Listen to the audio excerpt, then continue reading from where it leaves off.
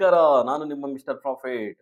ನಿನ್ನೆ gold, silver, crude oil ಎಲ್ಲ 3% jump ಆಗಿದ್ದಾವೆ, ರ್ಯಾಲಿ ಕೊಟ್ಟಿದ್ದಾವೆ. ಮೇನ್ ರೀಸನ್ ಬಂದ್ಬಿಟ್ಟು ಅಮೆರಿಕದ ಡಿಮ್ಯಾಂಡ್ಸ್ ಏನಿತ್ತು ಜನವದಲ್ಲಿ ಅದನ್ನ ಇರಾನರು ಇಗ್ನೋರ್ ಮಾಡಿದ್ದಾರೆ, ಒಪ್ಕೊಂಡಿಲ್ಲ ಅನ್ನೋ ಒಂದು ಕಾರಣಕ್ಕೆ.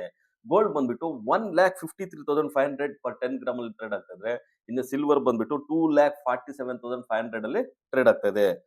ಇನ್ನ FIIs 1,154 ಕ್ರೋರ್ಸ್ ನಿನ್ನೆ ಇಂಡಿಯನ್ ಮಾರ್ಕೆಟ್ ಅಲ್ಲಿ ಬೈ ಮಾಡಿದ್ದಾರೆ. ನಿನ್ನೆ ಓವರ್ ಆಲ್ ಆಗಿ ಮಾರ್ಕೆಟ್ ಪಾಸಿಟಿವ್ ಆಗಿತ್ತು, ಎಲ್ಲಾ ಇಂಡೆಕ್ಸ್ ಪಾಸಿಟಿವ್ ಅಲ್ಲಿ ಇದೆ ಎಕ್ಸೆಪ್ಟ್ IT ಇಂಡೆಕ್ಸ್ 1% ಅಷ್ಟು ಡೌನ್ ಆಗಿದೆ. ಸೊ ಡೌಜನ್ ಮಾರ್ಕೆಟ್ ನೋಡೋದಾದ್ರೆ 130 ಪಾಯಿಂಟ್ಸ್ ಗೇನ್ ಆಗಿಬಿಟ್ಟು ಕ್ಲೋಸ್ ಆಗಿದೆ. ಏಷ್ಯನ್ ಮಾರ್ಕೆಟ್ ಪಾಸಿಟಿವ್ ಅಲ್ಲಿ ಟ್ರೇಡ್ ಆಗ್ತದೆ. ಜಪಾನ್ ಮಾರ್ಕೆಟ್ 1% ಅಪ್ ಆಗಿದೆ. ಇನ್ನು ಗಿಫ್ಟ್ ನಿಫ್ಟಿ ನೋಡೋದಾದ್ರೆ 25,850 ರೇಂಜ್ ಅಲ್ಲೇ ಟ್ರೇಡ್ ಆಗ್ತದೆ.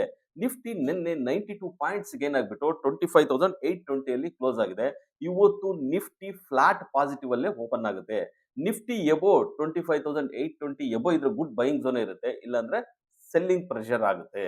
ಸೊ ರೆಸಿಸ್ಟೆನ್ಸ್ ಬಂದ್ಬಿಟ್ಟು 26,000 ಇರುತ್ತೆ, ಸಪೋರ್ಟ್ ಬಂದ್ಬಿಟ್ಟು 25,670 ಇರುತ್ತೆ. ಇನ್ನು ಬ್ಯಾಂಕ್ ನಿಫ್ಟಿ ನೋಡೋದಾದ್ರೆ ನಿನ್ನೆ 376 ಪಾಯಿಂಟ್ಸ್ ಗೇನ್ ಆಗ್ಬಿಟ್ಟು ಆಲ್ಮೋಸ್ಟ್ ಆಲ್ ಟೈಮ್ ಎಲ್ಲ ಇದೆ, 61,550 ಅಲ್ಲಿ ಕ್ಲೋಸ್ ಆಗಿದೆ. ರೆಸಿಸ್ಟೆನ್ಸ್ ಬಂದ್ಬಿಟ್ಟು 61,800 ಇದೆ, ಸಪೋರ್ಟ್ ಬಂದ್ಬಿಟ್ಟು 61,000 ಇದೆ.